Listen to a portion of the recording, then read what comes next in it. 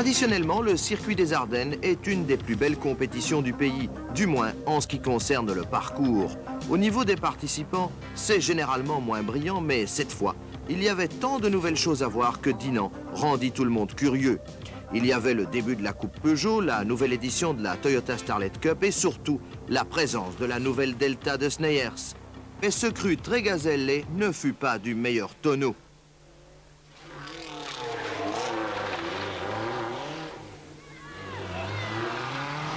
Ja, het is een nieuwe wagen, alles is prima, behalve de ontsteking, daar hebben we serieuze problemen mee. En de motor die rateert altijd van in het begin van de eerste speciaal en we verliezen ongeveer 30, 35 seconden per proef en dat is een beetje veel.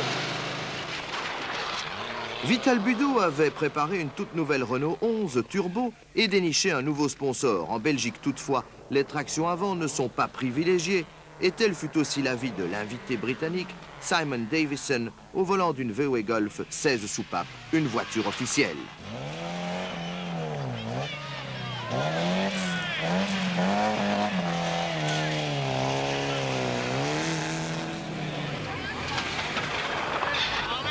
Le groupe N accueillit la Ford Sierra Cosworth d'Yvan Vianne, imitant ainsi Joseph Lejeune. Affûtée par Euromotor, la voiture du West Flandrien était nettement plus rapide, mais des problèmes d'adaptation l'empêchèrent de taquiner Pascal Gabon, ayant élu domicile parmi les 10 premiers.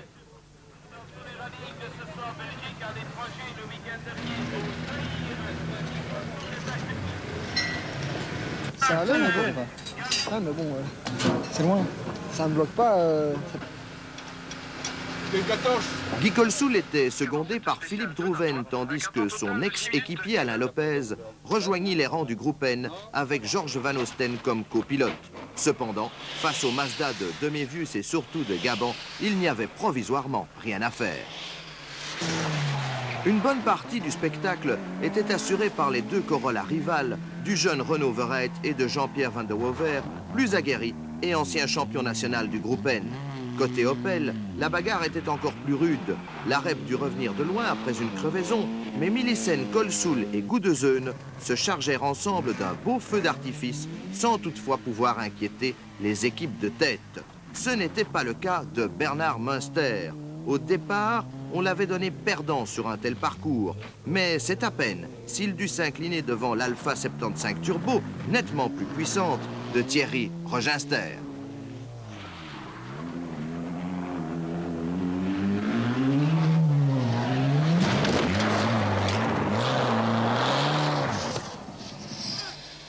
Aux avant-postes, nous retrouvions la Volvo suédoise de Stefansson, néanmoins surclassée par Valère van der Mazen et sa Mercedes. Le Limbourgeois donnait l'impression d'avoir des ailes, car même une pompe à injection défectueuse n'arriva pas à l'arrêter.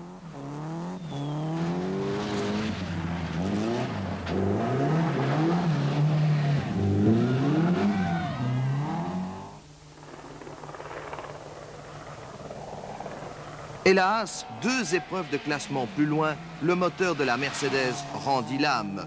Pour une raison identique, Millicen et Sneyers quittèrent également la caravane.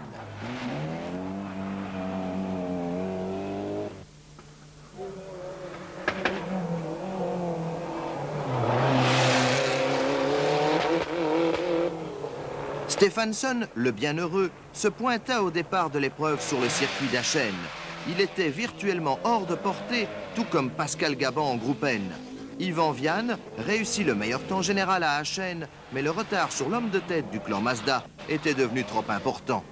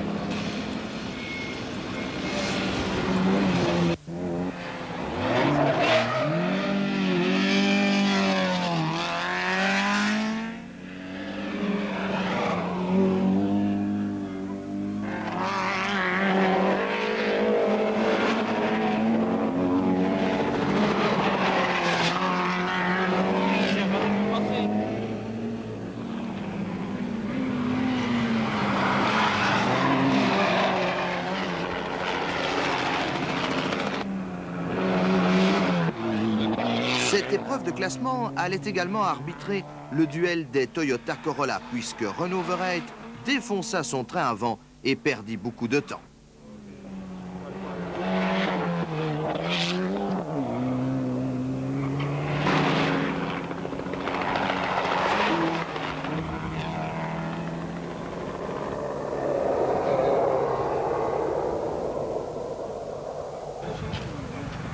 Si les Peugeot purent se mêler à la bataille du groupe N, les Starlets s'en donnèrent à cœur joie, mais entre elles, finalement, Osten fut le plus régulier.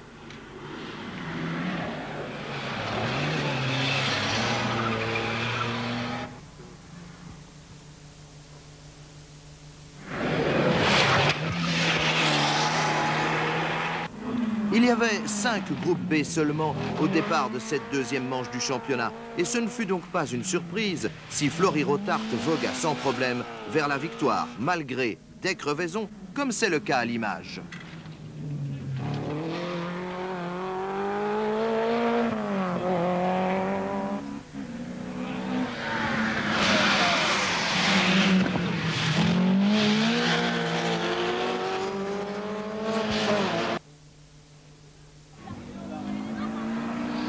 Cette fois encore, quelques pilotes de renommée ne touchèrent pas au but.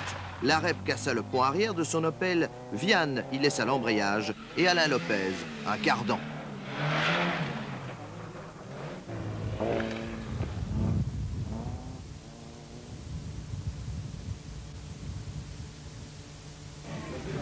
Ainsi, les pilotes Peugeot purent envisager une place d'honneur en groupe N.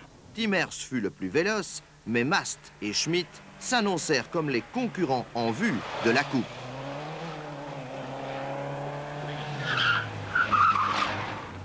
Joseph Lejeune obtint la 3e place du groupe N derrière les intouchables Mazda de Gabon et de Demivius, qui se virent tous les deux encore mieux soutenus par l'importateur après cette course.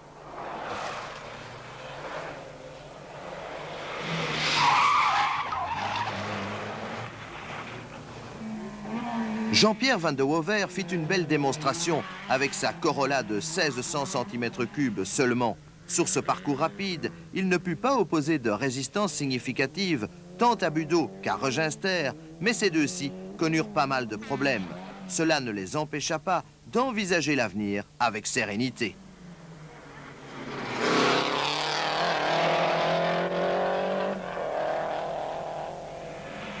Colsoul dut finalement s'incliner face à Gabi Gudezun et fut même obligé de laisser filer un Münster tout à fait inattendu sur ce parcours, ne l'avantageant certainement pas. Du coup, le jeune pilote de Courtrai prit la tête au classement provisoire du championnat.